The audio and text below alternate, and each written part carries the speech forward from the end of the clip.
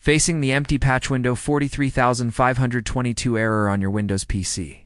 It can be frustrating, but don't worry. While this specific error isn't standard, general troubleshooting steps can often resolve it. Let's dive in.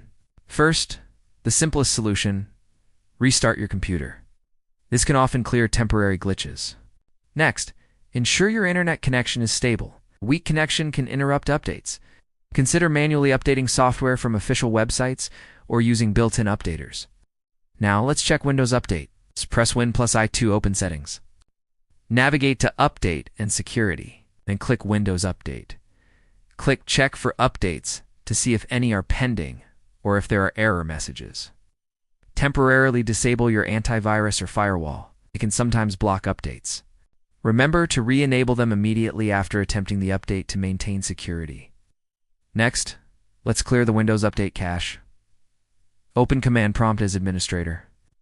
Enter commands to stop the Windows Update services. This prepares the system for cache clearing.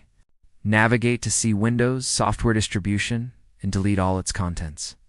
This clears old update files. Finally, restart the services in Command Prompt to allow Windows Update to function normally again. If the issue persists, check the Event Viewer for specific update-related errors. This can provide clues.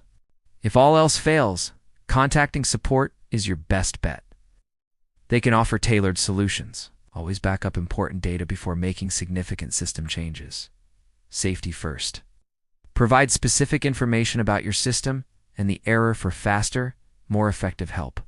Hit the subscribe button and follow for more helpful tech troubleshooting videos.